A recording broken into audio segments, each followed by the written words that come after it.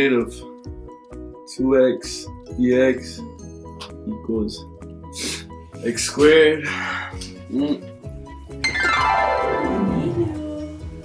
Emilio, Who are you? I'm the math angel. Why are you in my room? You're in a dream. Are you doing integrates? Yes. And are you good at it? No, I'm not understanding anything. Okay, then I'm here to help you. Let's go. Okay, Emilio. So I know you're having trouble with integrates, so today I'm going to help you out. Thank you. Okay. So imagine we have this function. We already know how to get the derivative from it. So imagine that we just have the derivative and we want to know the previous function. This function is the primitive of the derivative. So the primitive of this derivative will be, remember, f of x equals to x to the power of 2. So to be able to get the primitive, we have to make integrates. So this here is an example of an integrate. So what is the dx for? Okay, so the dx is a tool we have for those cases in which our function has two unknowns.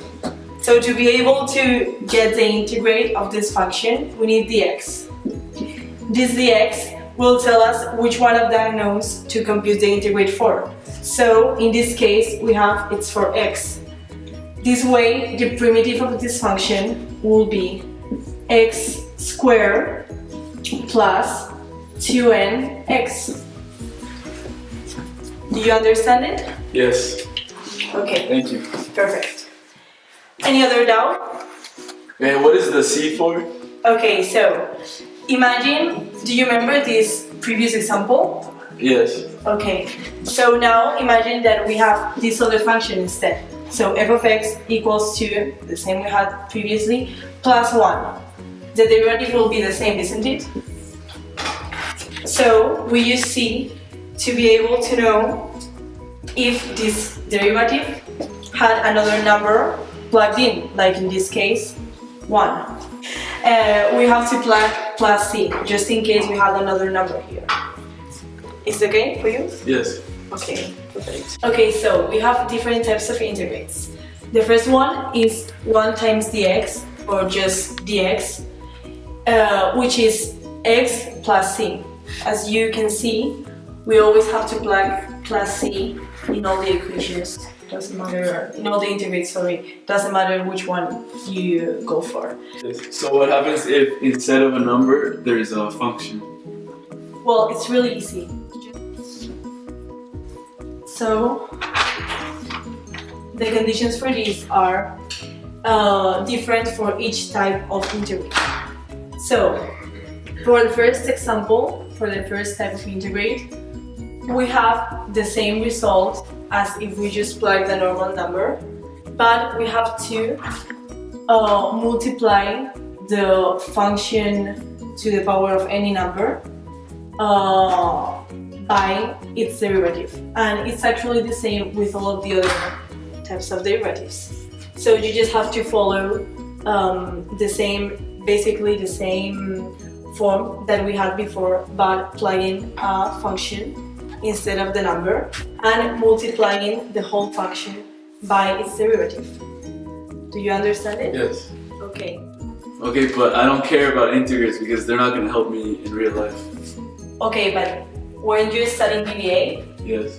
okay, then I'll call my economics friend. I'm gonna explain you. So C prime is actually marginal cost, is equal to marginal cost. So in order to receive the cost function, the original one, we actually have to use integration. So we integrate C prime. What is this? This is fixed cost, remember. We have to add fixed cost. It's a cost that do not change with the level of output.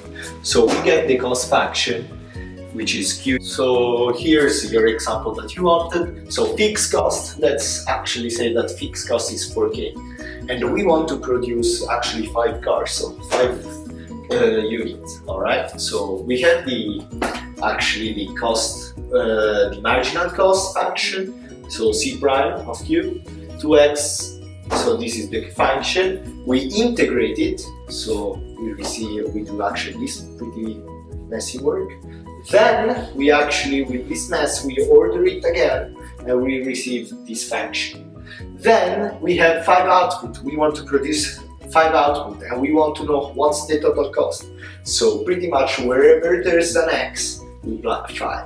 So we plugged 5 here, we plugged 5 here, and we receive this result. And from that result, we can actually receive the value. Now we're going to give you another example. This one is find the cost function if marginal cost is given by c prime to the x equals x to the power of 1 over 4 plus 6. And you also know that 16 units cost $132. Now what you have to do is you have to integrate both parts of this equation first, which results in this part here. Now to integrate the first part, you use the basic rule for solving that, which results in this. Then secondly, you integrate this part, which just results in 6x plus k. Then in order to find the cost function, you plug in 16 for 16 units for x, and this function, which means that if you produce 16 units, it will cost you $132. Now, all you have to do now is to solve for k. So this means you first subtract 96 from both sides, which means that 128 over 5 plus k is 36, and k is 52 over 5. Now all you have to do is take k and plug it into your cost function, which finally is 4 over 5x to the power of 5 over 4 plus 6x plus 52 over 5, and this is your finished cost function. An example to find the profit from the marginal revenue and the marginal cost. So we go here and we say that the profit function is revenue minus cost. Then, so the first thing we have to do is first find the revenue function. So we integrate the marginal revenue to get the function. So that gives us this revenue function. We don't know k, so we plug k r is 0, and this gives us the k equals to 0. And we have here the revenue function. The second thing is to find the cost function. We do the same. We integrate the marginal revenue function, and this gives us this cost function with k. So we also need to find this k value. So as we said here, that the cost of 80 units is equal to 11,400.